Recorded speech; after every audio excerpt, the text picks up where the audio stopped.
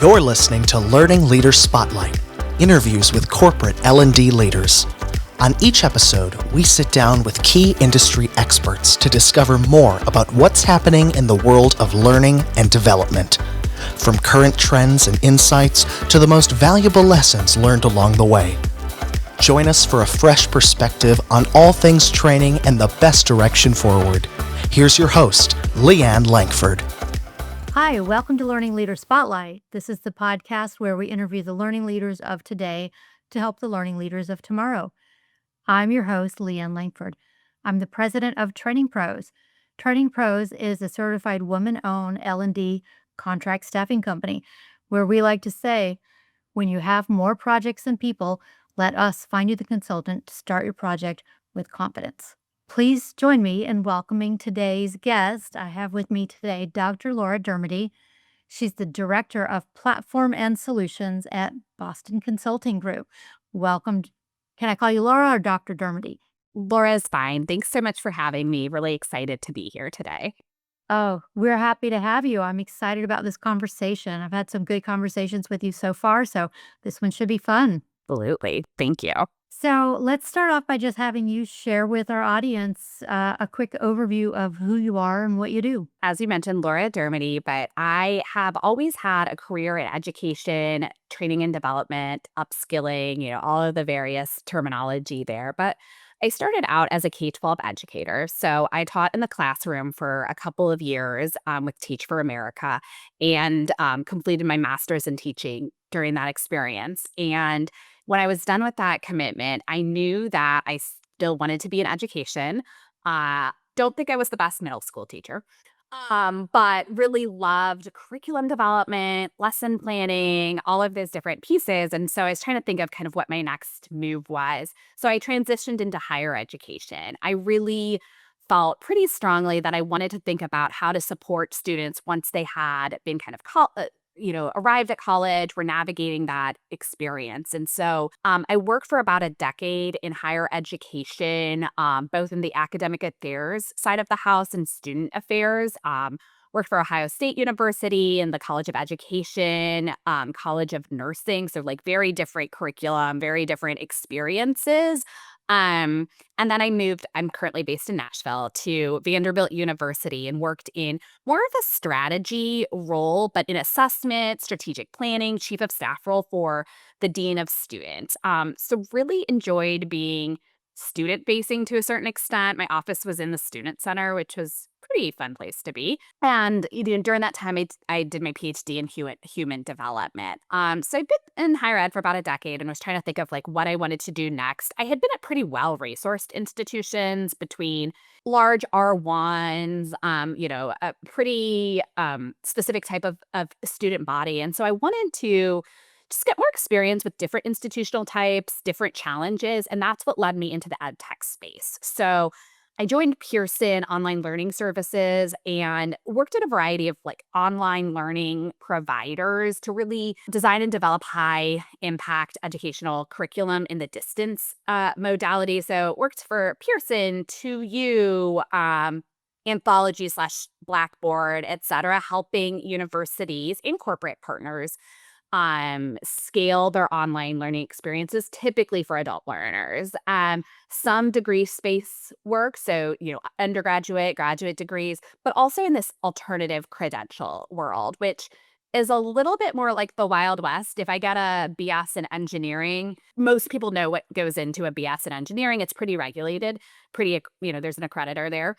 Getting a certificate in data science really looks very different. It could be, a free online couple hour course. It could be a full semester or year long in person. It kind of spans those modalities. And so I was working for Anthology / Blackboard, leading their online program experience division. So it was marketing, enrollment, learning strategy for our providers. And I was just really interested in just that kind of alternative credential space. And that's what led me to BCG. So Boston Consulting Group has a global specialty business called BCGU. So that's where I'm the director of platform and solutions, where we develop high impact upskilling for our global client base. very customized.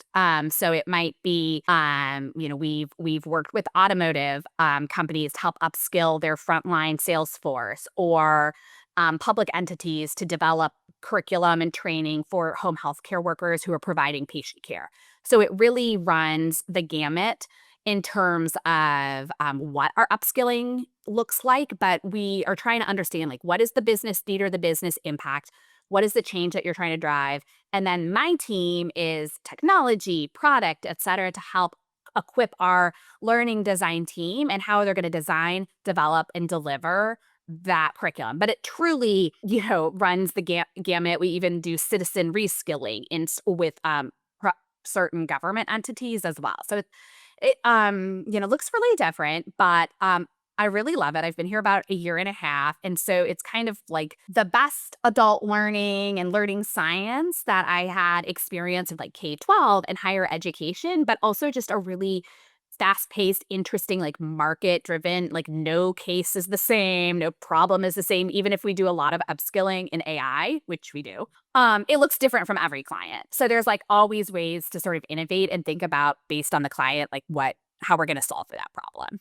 I just finished writing an article, actually, it's gonna be published in about a week or so, about the differences between instructional design for education and instructional design for business. Mhm, You've recently lived that transition.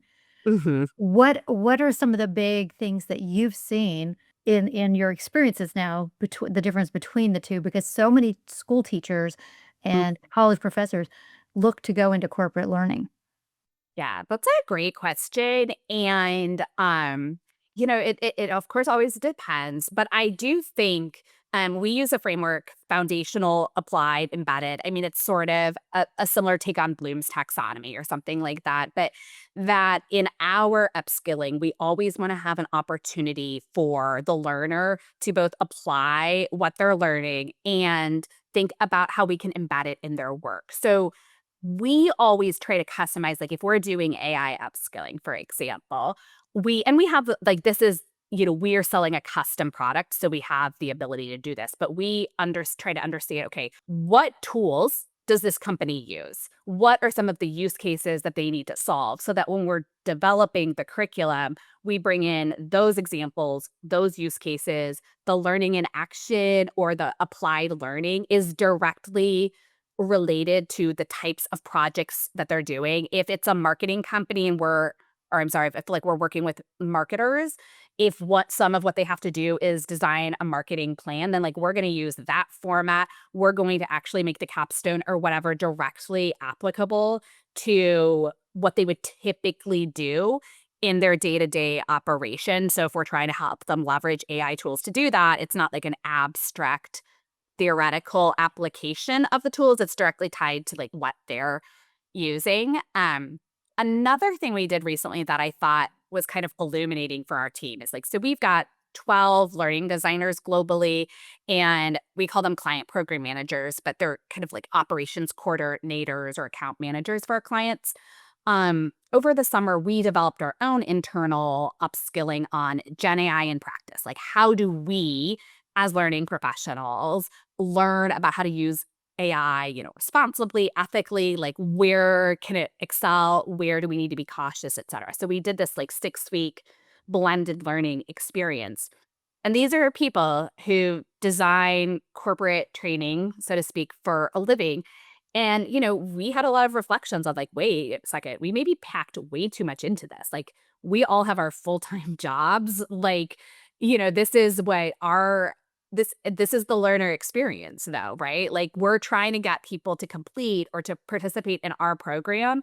They're working full time. Like, how do we make it as succinct and as applicable as possible as well? That's not 100% the experience I had to do when I was working in an undergraduate institution where their full-time job is going to school. I mean, they have extracurriculars, but it's a little bit different. So that was, like, a good experience for us, of, like, we had a lot of activities and we're like, well, as working professionals ourselves, this was sometimes difficult to manage. Now you kind of understand what it might be like for the learner.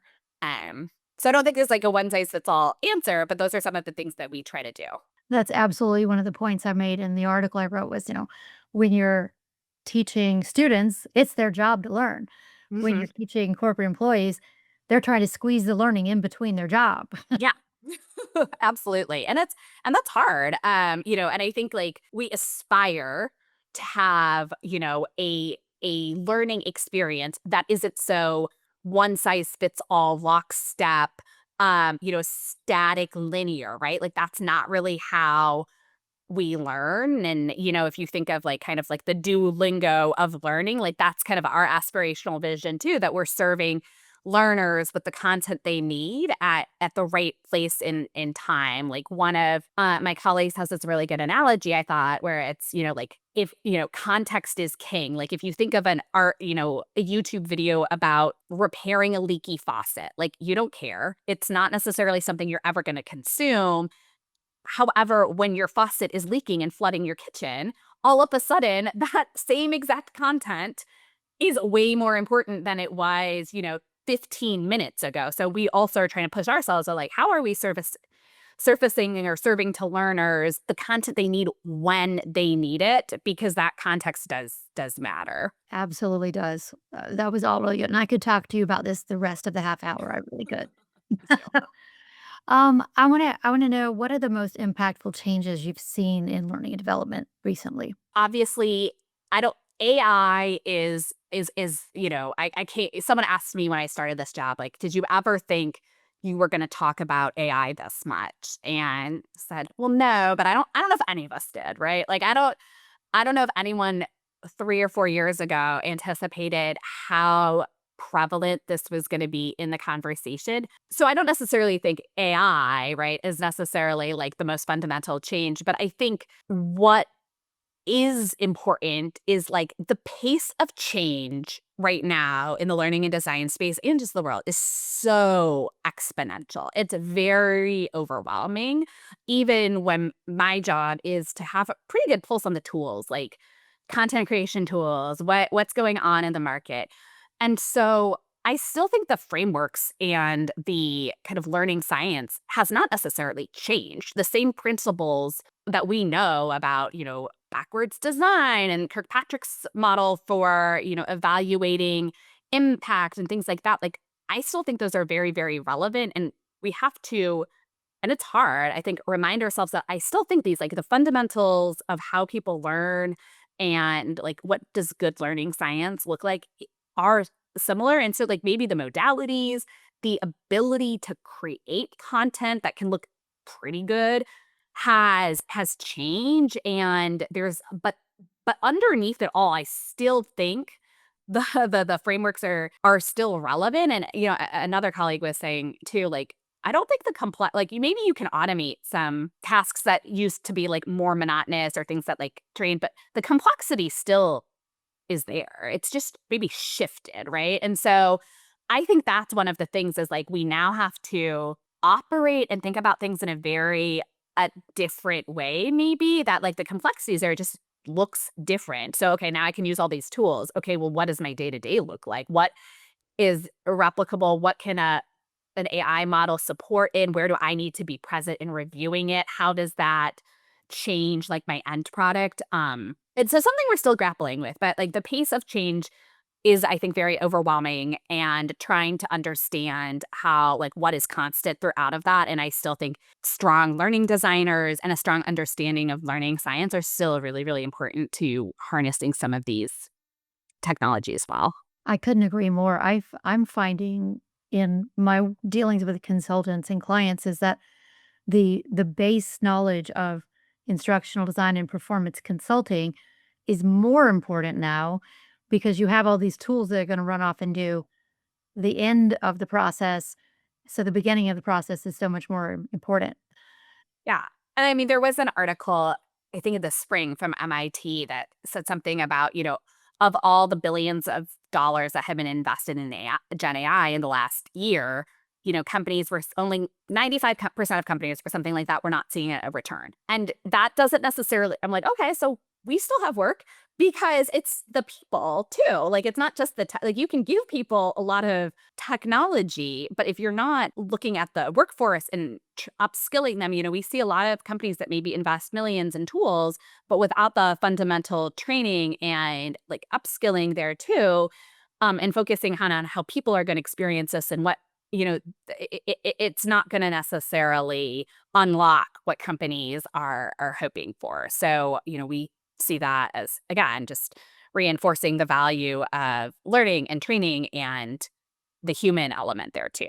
That's where we've come. Where are we going? Where do you see us heading in the near future? Someone asked me this the other day. It's like, you can go so many different ways because, again, I still sort of straddle like like I'm in the corporate space. I also look at the higher education space a lot too, because you see, how much that is changing and evolving. I think we've seen more of an emphasis on workforce development, as we know. So, like, the half-life of skills is shrinking, right? I think it's like the average half-life of a skill is like 2.5 years or something like that. I firmly believe that, like, we will continue to see an investment by employers and companies in upskilling their workforce, because I think this pace is only going to get faster, and we're going to need to have more targeted training. But what that looks like, I mean, I'm excited about it. I think sometimes my brain hurts from like thinking about all of these different things. But if you can imagine, right, like a future of like Laura and Leanne have different backgrounds, like different roles, different experiences, probably have different levels of prior knowledge about whatever topic it is. Like, we're going to need that content surfaced in a different way at different points in times. Like, maybe I know X and you know Y, like, then we shouldn't have the same learning path. And that should be very much interconnected to the work that we're doing in a way that doesn't feel like Big Brother necessarily, but in a way. And so what I'm increasingly aware of is the neural, which I never, like, my undergraduate degree is in history and my like Ph.D is in human development. But I spend so much of my conversations talking about like data and data ecosystems and data privacy and like technology and all of these different things, because to execute on these visions of like, I've been in this space for 20 years. Like, we've been talking about personalized learning for a really long time, but to actually be able to do it at like an N of one level is really hard. I don't know if anyone's like fully unlocked that yet, but the like data architecture piece of it all is actually incredibly important to being able, like, how do you know what data to share in an ethical and responsible way? I mean, it's something we grapple with a lot because, like, again, I don't want the learning space to be, oh, I just go to this LMS for learning and then I go back to my job. It's like you want those to be connected in some way, shape, or form, I think.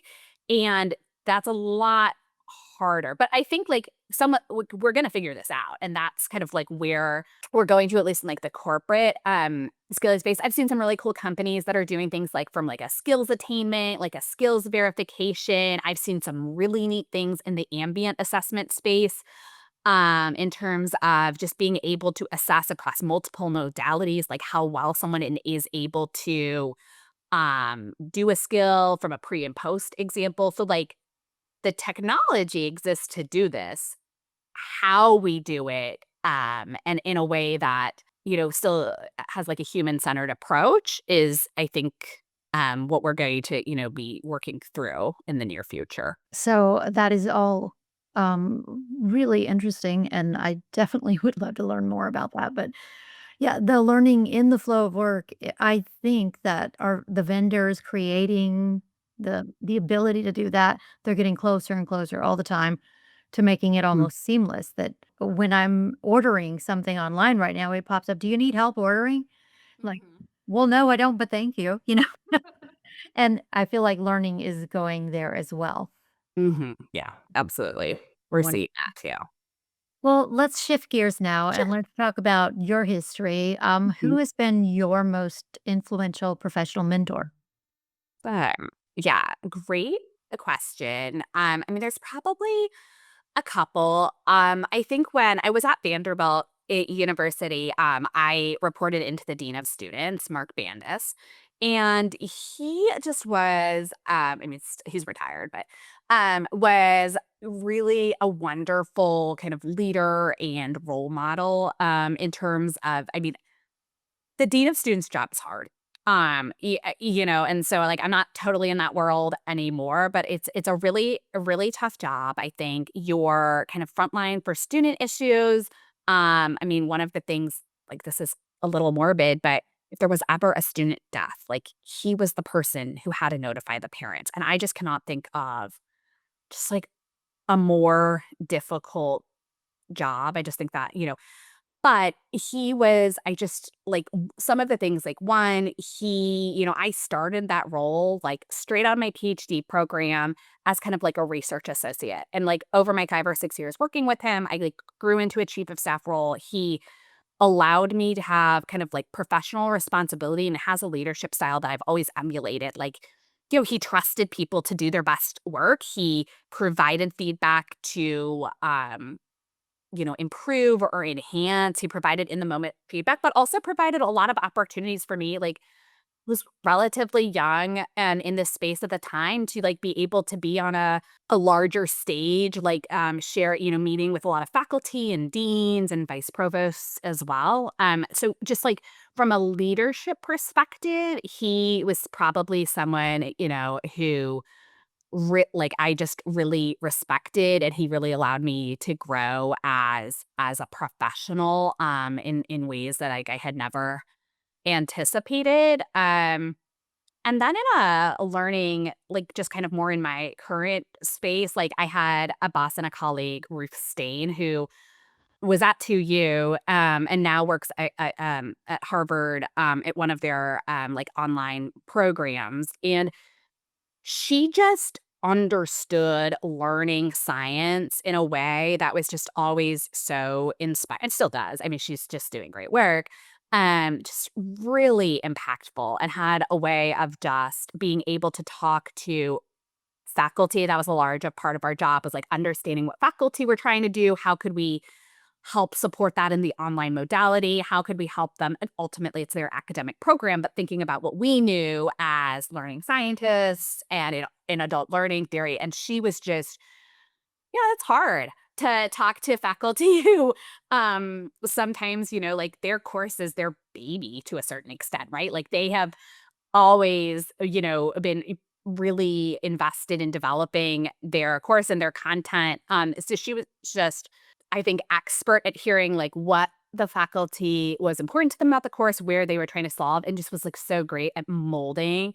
Um, Asking a lot of questions, that's something I try to emulate too. Like, you sometimes want to go into a room with faculty or anyone really, and, like, know all the answers. She was really good and is really good at asking the questions, hearing from them, giving people the stage to speak, to, not death by PowerPoint, right? Like, listen to what they say and, like, guide the conversation. I think some of the best conversations we have ever had with faculty are just a conversation. Like, you don't have to, um show a whole deck or anything like that, just to kind of understand what they're trying, like, what I think one of her first questions would always be like, and I would always use this too, is like, what are you most proud about in your course? Like, what if there's anything you want, to translate into the online learning space, like, what are you really proud of? Like, what do you want to make sure you don't lose? And so that was always like a good, everyone wants to talk about what they're proud of or what they're,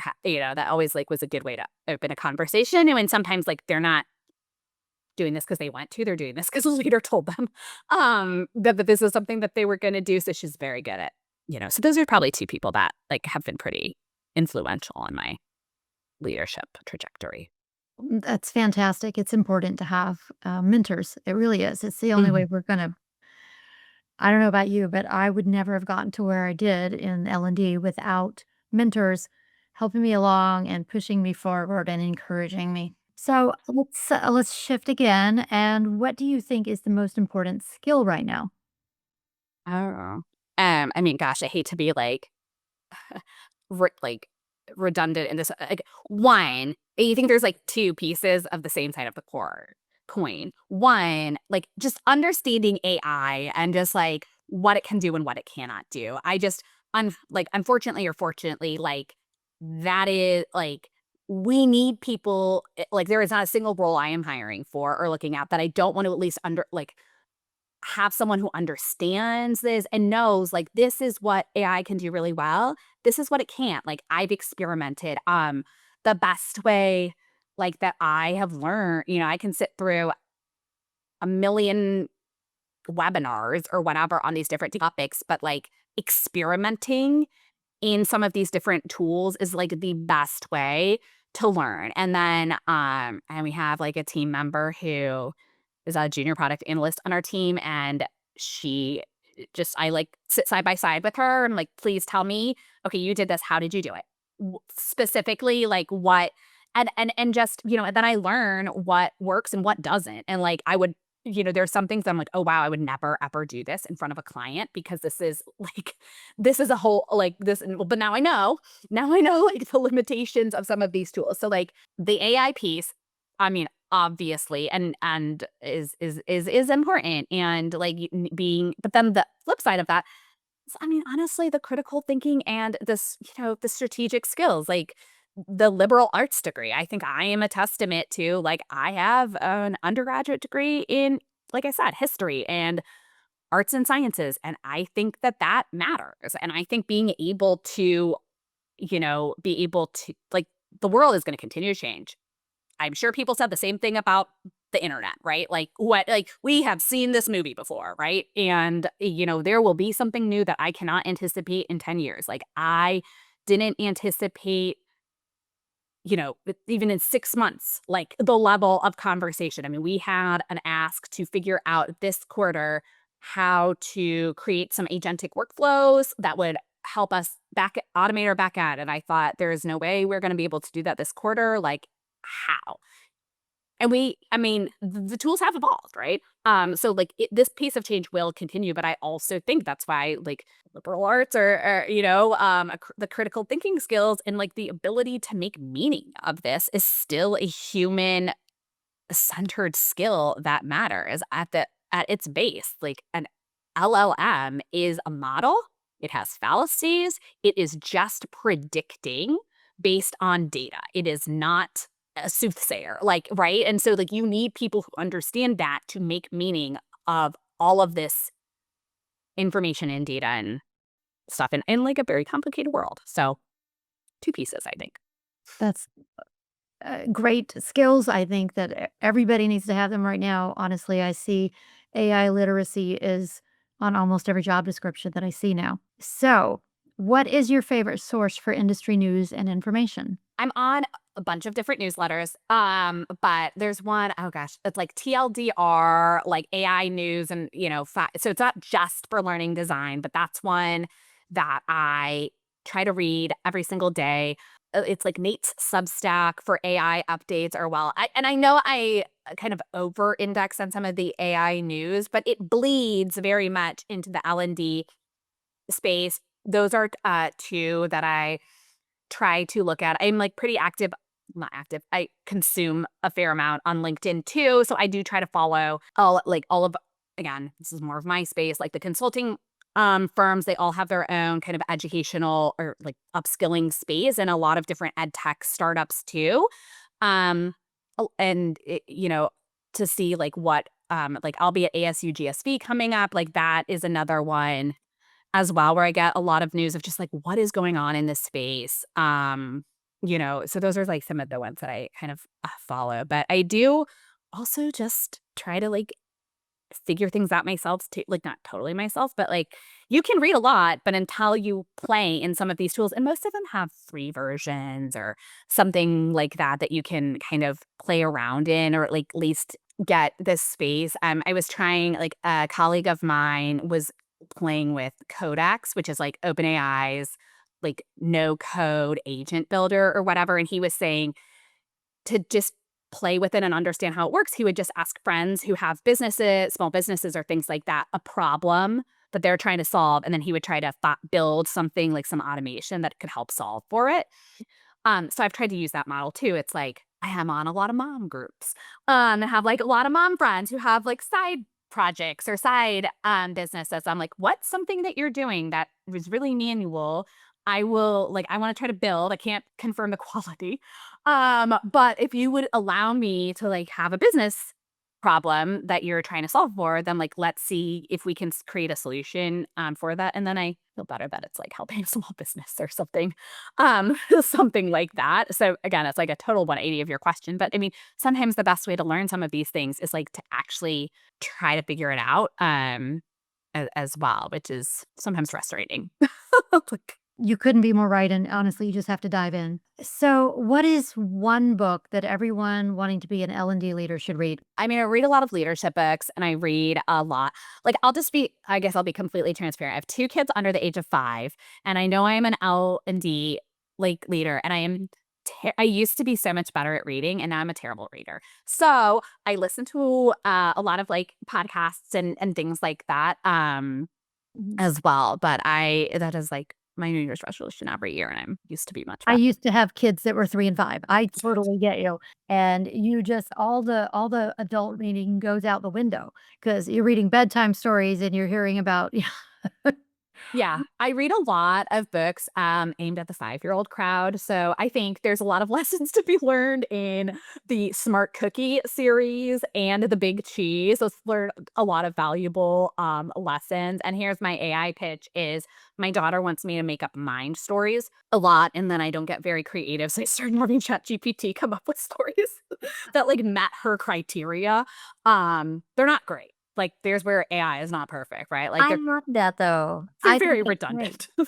She likes them I though. So I used to with my goddaughter, we would make up stories together. I'd say, "Okay, you start the story," and then I would finish the next step, and then she would take and it just the stories went all over like this, but it was fun. That's a great I love that. That would be, like, a better way to engage. But, yeah, she likes certain it's like these characters and, like, maybe there's some sort of adventure involved. It's like a, modern day choose your own adventure exercise, right? So I like that approach too.